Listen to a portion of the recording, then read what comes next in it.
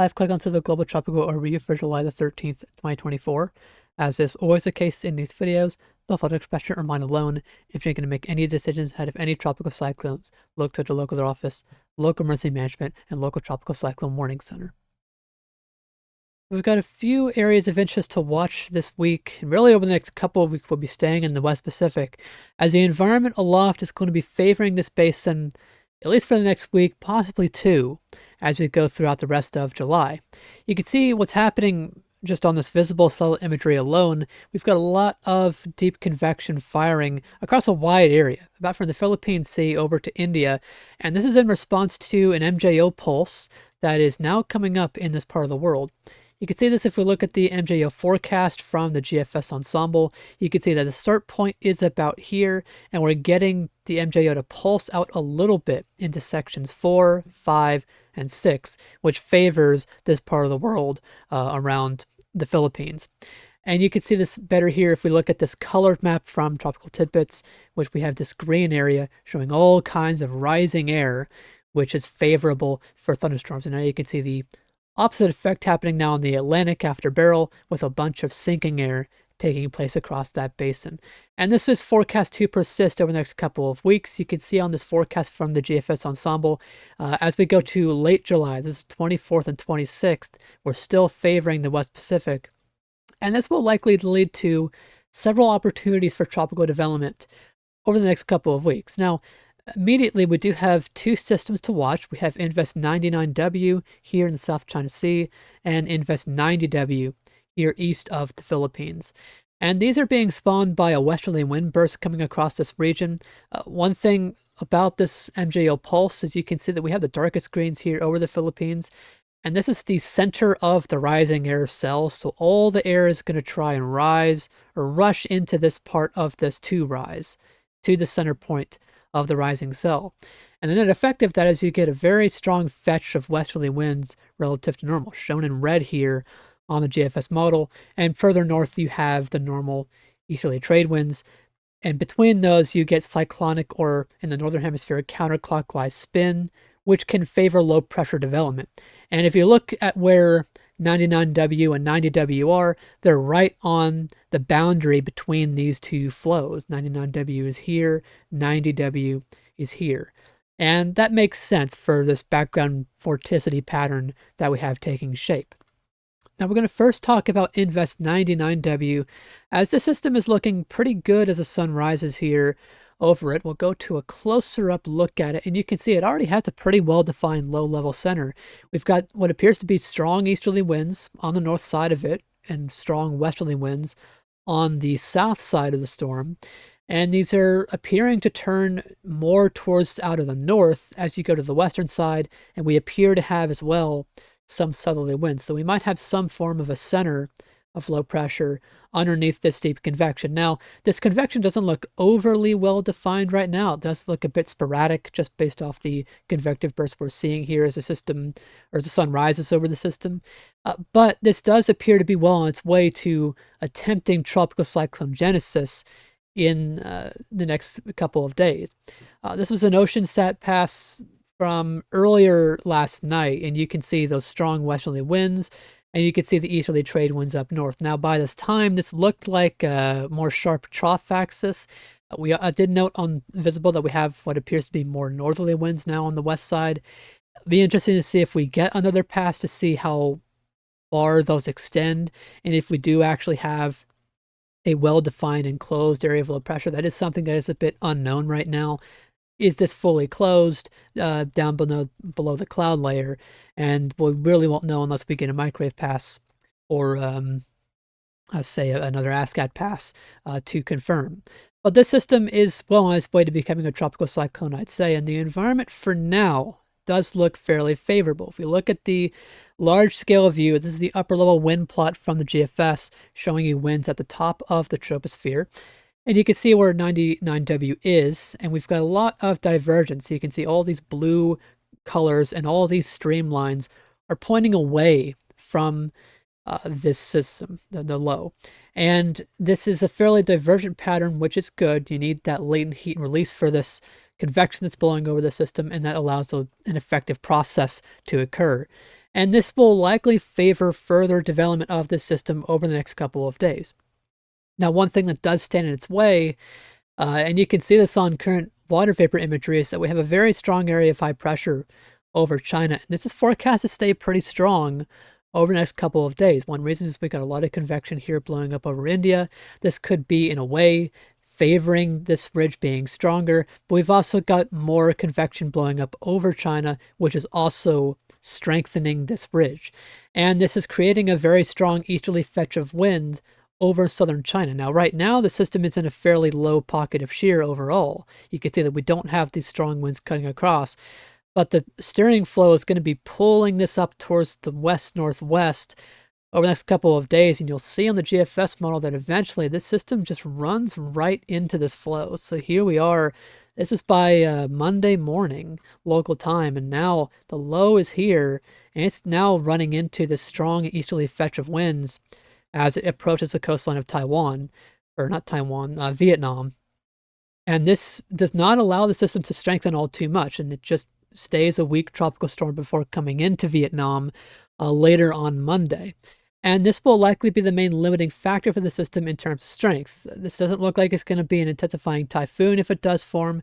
It looks like it's going to be your usual sheared tropical cyclone. It's going to be fairly weak, but a pretty heavy rain producer overall. You can see that we have a lot of convection here, and this will likely persist as, again, we have all this rising air over the region. And one issue with the strong winds from the ridge is it's going to be pushing all of this convection onshore into Vietnam and countries bordering there, and that will bring all of that heavy wind and rain into that area, and we could have some flooding issues as the system sits offshore and comes ashore, and that could lead to again, flooding issues, and we could have some tropical storm force winds potentially, especially along the coastline if it does get its act together before coming ashore. But we're talking about very short time here. This is a forecast talking about Monday landfall, and then after that the system moves inland and it dissipates away, and that is the end of 99W. Now, we aren't done in the West Pacific. As I said, we're probably going to be watching here for the next 2 weeks.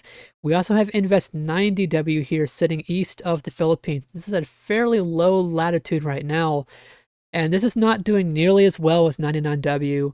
It may have a little bit of a vortmax here sitting offshore the Philippines, but this is not in any way a well-defined low-level center, and it doesn't look like it has anything coherent ongoing. The convection is not very organized. It's very disorganized and sporadic in their bursts, and we don't really see, like 99W has, a larger and more organized area of low pressure. This vortmax may just be an effect of some land interaction with the Philippines. Now, this system will be kind of moving along the edge of the coast for the next several days as it moves generally towards the north. You can see this on the GFS. You can see that this is by Monday again, so 99W is coming ashore in Vietnam.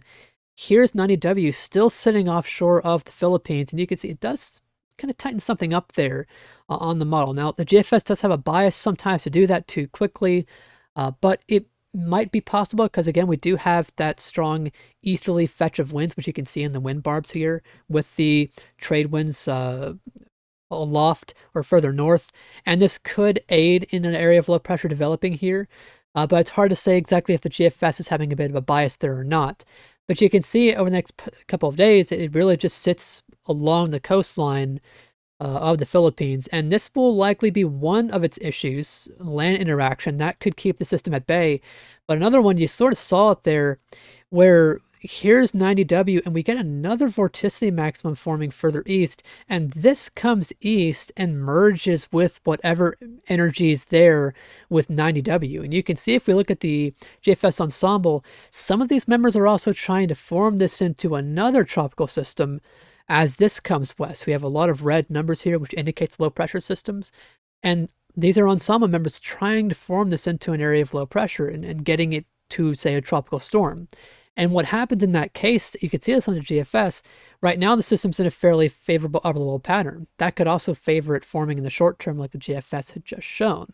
But one thing that happens is as that other system forms and becomes a system, it itself blows up convection, which then releases more upper little outflow, which with 90W sitting here, now it's getting sheared from the east. The secondary system is right here. It's shearing it off from the east.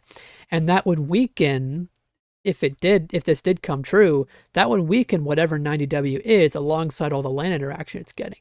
Now you do see that eventually that merges with 90W, and at that point, the environment would be favorable for something to spin up from whatever happens here. And you can see that in the European ensemble. If we look here, these are showing tracks over the next couple of weeks. This is 99W. Here's 90W. And you can see that as it tracks up north, we sort of get some other members here with our next system further east coming in.